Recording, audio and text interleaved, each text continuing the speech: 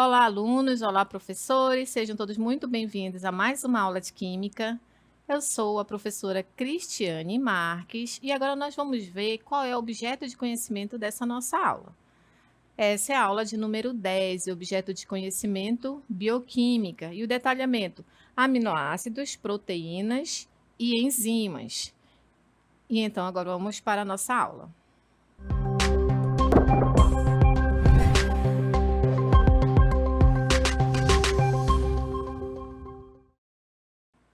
Nessa aula, nós vamos falar um pouco sobre bioquímica, então por isso que eu trouxe aqui para vocês algumas biomoléculas, como carboidratos, lipídios, proteínas, ácidos nucleicos, né? Porque a química, ela também passa por esse processo aí do estudo junto com a biologia. Então, a gente precisa conhecer as biomoléculas. O que são essas biomoléculas? As biomoléculas são compostos químicos que são essenciais para a vida, porque elas formam a estrutura e a função das células.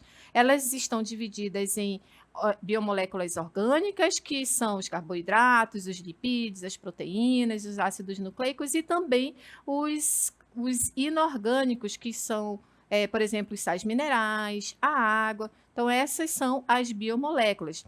E, na verdade, as biomoléculas são blocos construtores dos seres vivos, com, por exemplo, as orgânicas sendo ali baseadas no átomo de carbono, participando de processos vitais como energia, informação genética, formação dos tecidos e como estou mostrando aqui para vocês nessas biomoléculas, como também nos alimentos, nas proteínas, nos ácidos nucleicos, nos carboidratos, que a gente tem uma infinidade dessas biomoléculas no nosso dia a dia. E nós vamos começar falando sobre os aminoácidos. Quem são os aminoácidos?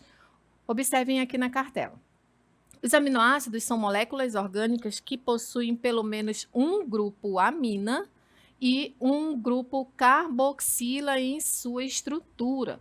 Isso quer dizer o quê? Que eu estou falando desta parte aqui. O grupo amina, que é o NH2, tá aqui, e um grupo carboxila. Quando tem a amina e a carboxila, que isso daqui é o ácido carboxílico, então quer dizer que esse composto aqui é um aminoácido.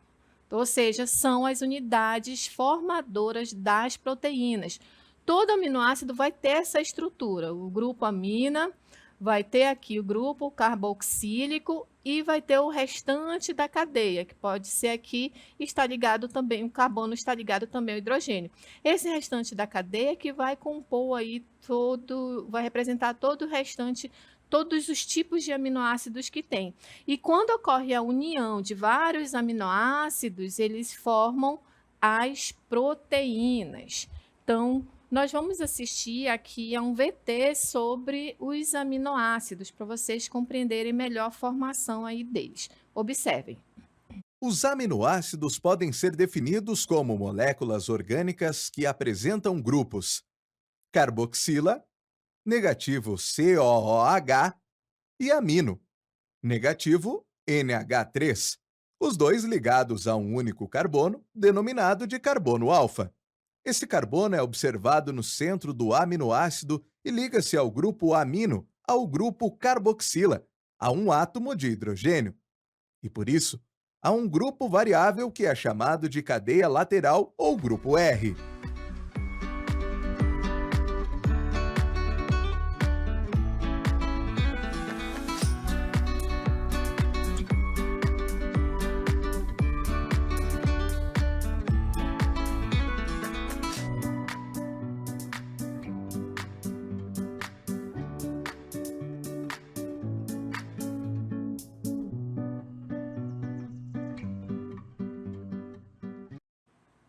Então, aí no vídeo vocês viram como é a formação de um aminoácido, né? Como é composto o aminoácido, e no finalzinho do vídeo viram 20 aminoácidos. Esses 20 aminoácidos são muito importantes para a formação das proteínas. Então, é importante a gente conhecer a classificação desses aminoácidos. Então, a classificação dos aminoácidos ocorre da seguinte maneira, né? Eles são organizados, classificados em aminoácidos naturais, também chamados de não essenciais. Quais são esses aminoácidos? São os aminoácidos produzidos pelo próprio organismo, sendo num total de 12 aminoácidos, que são a glicina, a alanina, serina, cisteína, tirosina, arginina, ácido aspartico, ácido glutâmico, histidina, asparagina, glutamina e prolina. Isso é apenas para vocês conhecerem os nomes, tá? Mas o importante é saber a função. O que é um aminoácido natural? Aminoácido que já é produzido pelo próprio organismo e no total são 12. Então, se ele já é produzido, por isso que ele é não essencial.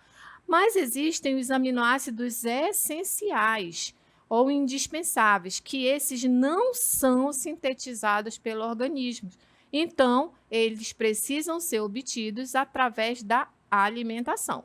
Então, é importante a gente consumir alimentos que precisam aí desses 8 aminoácidos. São 8 aminoácidos essenciais: fenilalanina, valina, triptofano, treonina, lisina, leucina, isoleucina e metionina. É só para vocês conhecerem que existem esses aí, mas o importante é saber o que é um aminoácido essencial e o que é um aminoácido não essencial. O aminoácido essencial é aquele que a gente precisa consumir através de alimentos, porque a gente não produz, ele não é produzido pelo nosso organismo. Por isso que é essencial a gente consumir alimentos ricos desses aminoácidos, que são 8. E os aminoácidos não essenciais quer dizer que a gente já produz, então não é essencial a gente consumi-los ali novamente. Por isso que eles são classificados dessas maneiras. Mas aí o nosso foco aqui vão ser os aminoácidos essenciais. Observem aqui, o que eles são?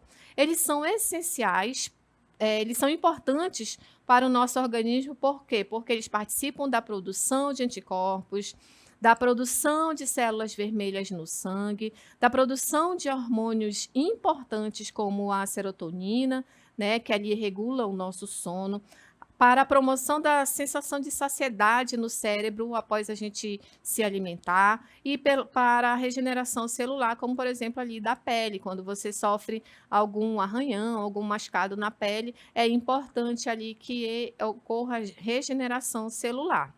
E aí, os aminoácidos, quando eles se juntam, eles formam as proteínas. Então, o que são as proteínas? As proteínas, elas são a união ali de aminoácidos. E como que elas são formadas? Como que são formados aminoácidos? A gente obtém a proteína através da alimentação. Por isso que é importante a gente consumir também os aminoácidos ali que são essenciais para a gente ter as proteínas necessárias para o bom funcionamento do nosso organismo. Então, como que ocorre a formação? Vai ser sempre ali a retirada de uma molécula de água. Quando os aminoácidos eles vão se juntar, para eles se juntarem é necessário romper ligações, porque se ele já está completo, o outro também, eles precisam romper ligações para formar novas ligações. E essa nova ligação aí entre os aminoácidos se chama ligação peptídica.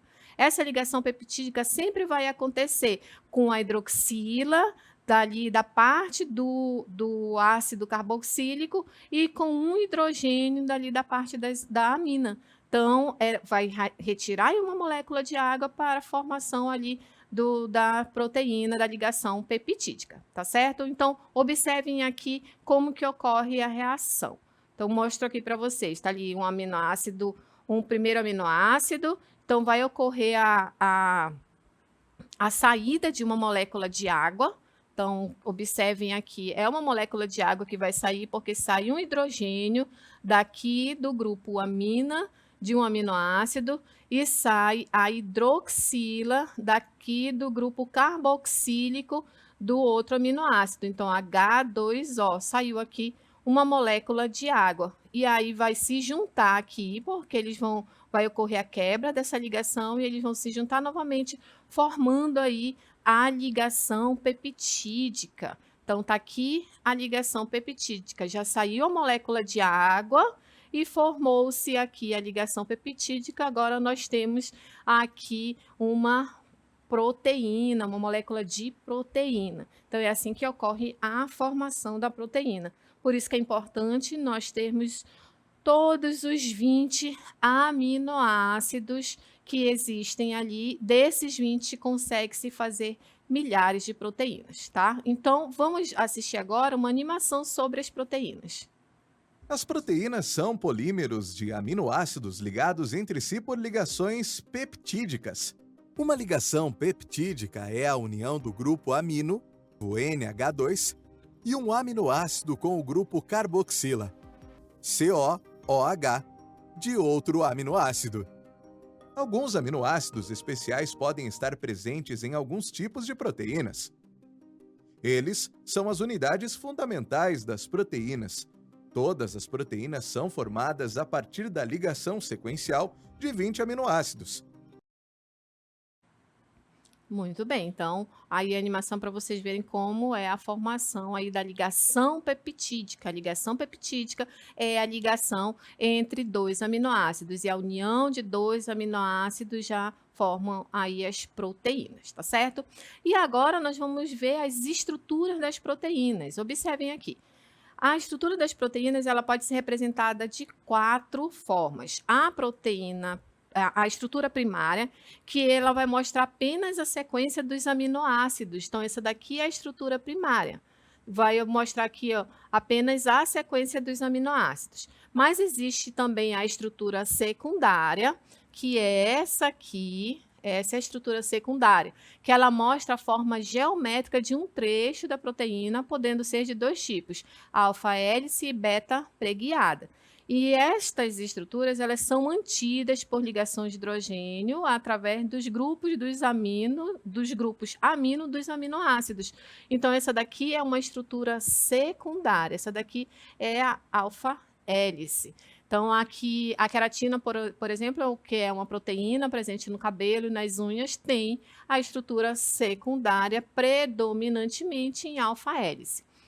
A outra estrutura é a estrutura terciária, que é essa estrutura aqui. Observem como ela já é bem diferente aí da primária e da secundária. Ela mostra todos os domínios da proteína, incluindo as várias formas secundárias existentes. Então, é como se a gente estivesse vendo essa partezinha aqui, ó. Essa daqui está aqui, ó, dentro. Por exemplo, a mioglobina, que armazena oxigênio nos músculos, tem uma estrutura terciária compacta. E tem também a estrutura quaternária, que é essa aqui. Olha só como ela já é completamente diferente, né? Então, o que é a quaternária? Ela mostra as formas terciárias das proteínas interagindo entre si. É como se fossem essas aqui, né? Essa daqui mais de uma vez. Então, elas estão interagindo entre si, então formando aí a estrutura quaternária. Por exemplo, a hemoglobina, que é responsável pelo transporte de oxigênio no sangue, ela é formada por 4 subunidades proteicas. Então, isso daqui, ó, como se fosse a hemoglobina, tá aqui, ó. Tem 4 estruturas terciárias juntas, formando aí a estrutura quaternária.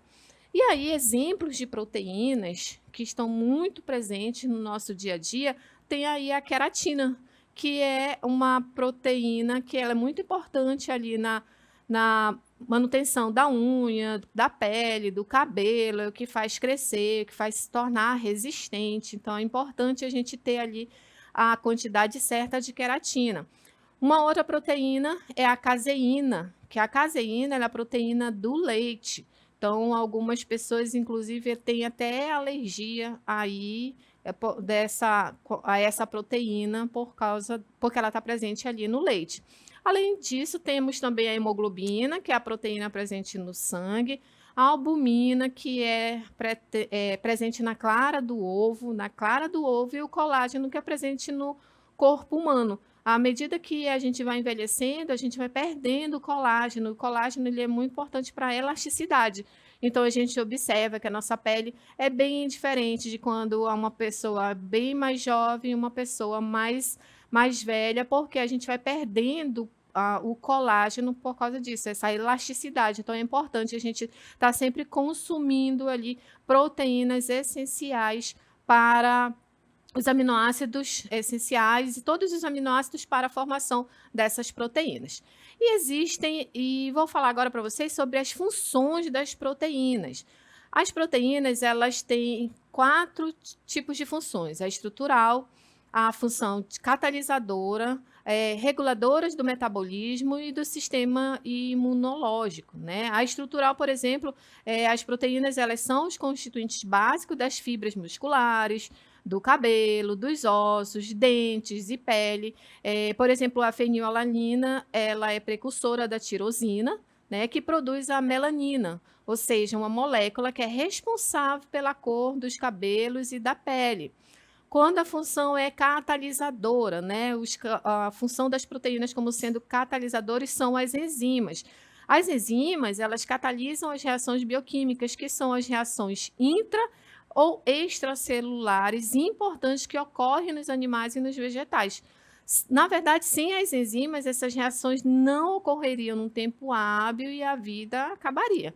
Por exemplo, a anidrase carbônica, ela é uma enzima que catalisa a reação de formação do ácido carbônico que mantém o pH do sangue constante, né? Então, por meio dessa enzima, essa reação ocorre ali cerca de 10 milhões de vezes mais rápido.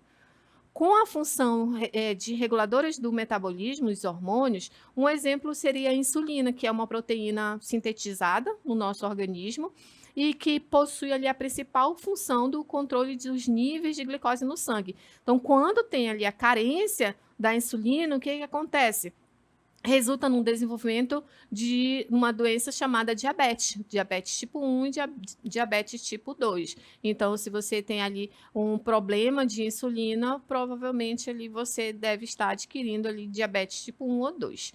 E quanto à função do sistema imunológico, que são os anticorpos, uma classe de proteínas, por exemplo, que são encontradas no plasma sanguíneo são as gamoglobulinas, e entre elas estão as imunoglobulinas, né, que ajudam a prevenir, a combater infecções importantes e também a combater doenças. Na verdade, em casos específicos, alguns médicos receitam injeções de gama-globulina extraída do plasma de pessoas que já adquiriram imunidade à doença que o paciente ali está exposto atualmente. E é por isso que eu trago para vocês um VT para vocês assistirem ali sobre a imunoglobulina. Vamos conhecer mais sobre essa composto aí, né? A imunoglobulina, observem como está ocorrendo a reação. Ela é também conhecida como anticorpo e é uma proteína produzida pelo sistema imunológico em resposta à presença de antígenos, como, por exemplo, bactérias, vírus e outras substâncias estranhas ali no organismo. Essas proteínas, elas são fundamentais para a defesa do corpo humano contra infecções e contra outras doenças. Cada tipo de imunoglobulina possui uma estrutura específica que reconhece e se liga a antígenos específicos. Vai desencadeando aí uma série de respostas imunológicas que visam ali neutralizar e eliminar esses invasores, ali atacando ali esse corpo estranho. Então, as imunoglobulinas, elas são produzidas pelos linfócitos B, que é um tipo de glóbulo branco, e elas são encontradas em diferentes formas no sangue e em outros fluidos corporais. Então, ali a importância desse tipo de proteína, que é a imunoglobulina. E a partir desse princípio, desse anticorpo, que são produzidas as vacinas, né? Então, por isso a importância de se estudar esse tipo de proteína, né? Quando a gente fala aqui de vacina, a gente está falando ali de um anticorpo, né? Que vai ser inserido no nosso organismo como para formar ali as nossas células de defesa, né? Então, toda vez que a gente fala em vacina, é sempre comum a gente associar diretamente à medicina, diretamente à biologia, diretamente ali à saúde pública.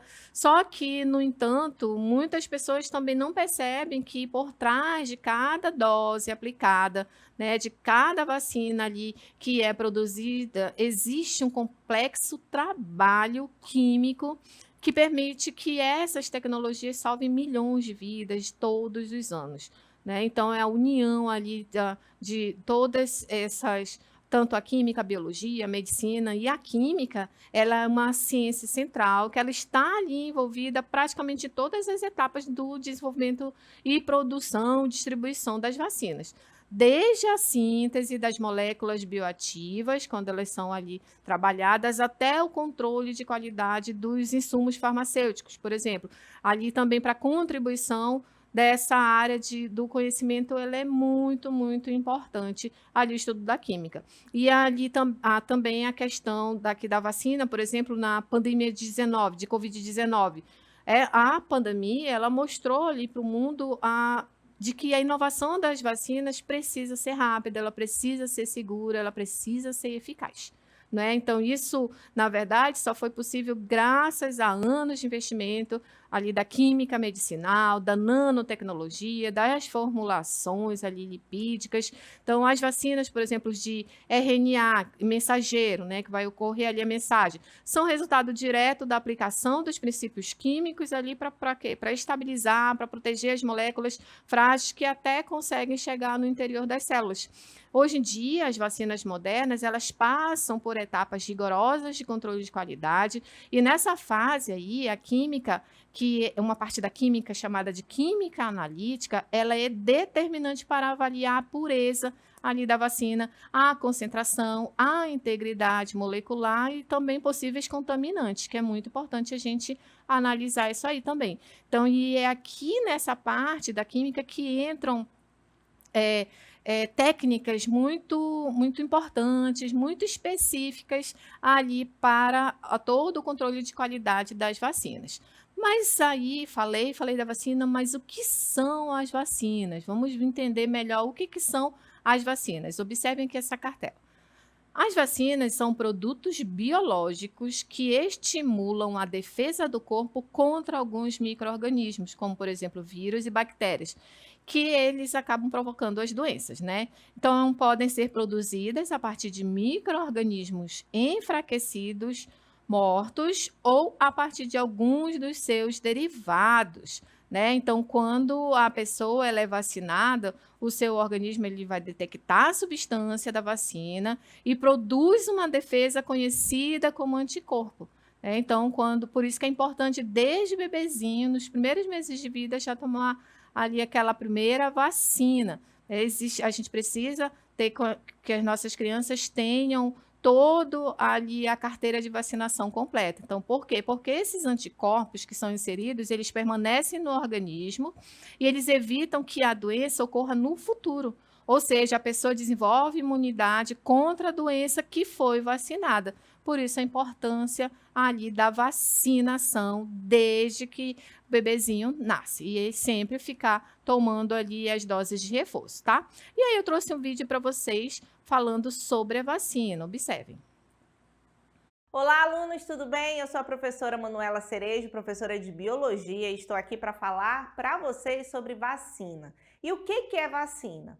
Bom, vacina é uma substância biológica produzida para aumentar a nossa imunidade, né? Nos proteger contra doenças. E como é que funcionam as vacinas? A vacina ela pode conter o micro-organismo, vírus ou bactéria morto ou enfraquecido, ou ainda pedaços do micro-organismo, como proteína ou material genético. E aí, quando a gente toma a vacina, esse micro-organismo ele entra no nosso corpo, o nosso corpo identifica como sendo algo estranho e combate esse micro-organismo. Esse combate é feito por meio da produção de células de defesa e de anticorpo. Esse combate ele vai ser guardado no que a gente chama de memória imunológica, certo? Por quê? Por que é importante essa memória imunológica? Porque se houver um encontro no futuro com esse micro-organismo, o nosso corpo já sabe se defender. Ele já vai agir de uma maneira rápida e eficiente. E é por isso que as vacinas são tão importantes, né? Para proteção não só do indivíduo, mas também da comunidade. E aí eu vou explicar para vocês como é que isso funciona. Quando a gente tem dentro de uma comunidade várias pessoas vacinadas, nós temos uma menor circulação do vírus ou da bactéria. Sendo assim, nós temos uma comunidade mais protegida, o que a gente chama de imunidade de rebanho. E a imunidade de rebanho é uma proteção coletiva da comunidade, né? Que protege a sua comunidade e também protege aqueles que não podem ser vacinados, como bebês quando são muito pequenos ou idosos por alguma condição de saúde. Certo? Então, gente, a vacina ela é uma estratégia de saúde pública muito eficiente porque diminui a quantidade de doenças, a quantidade de hospitalizações e também o número de mortes. E é por isso que é tão importante que você mantenha o seu calendário vacinal atualizado para proteger não apenas você, mas também a comunidade onde você vive. Tá bom? Então, até a próxima. Tchau, tchau. Muito bem, a professora Manuela explicou aí direitinho sobre a vacina e a importância da vacinação.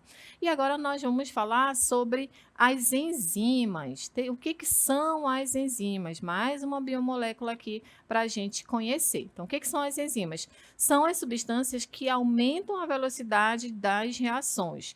As enzimas, elas são proteínas complexas, observem aí a imagem, né, a representação gráfica de uma enzima, que elas agem nas reações químicas das células atuando como catalisadores biológicos, ou seja, acelerando reações químicas sem serem consumidas no processo. E como é que isso acontece? Elas reduzem a energia de ativação necessária para que uma reação ocorra, tornando os processos químicos do corpo mais rápidos e eficientes. Então, quando a gente está falando ali de reduzir a energia de ativação, toda a reação química, para acontecer, ela precisa de uma energia de ativação, que é a energia mínima necessária para acontecer a reação.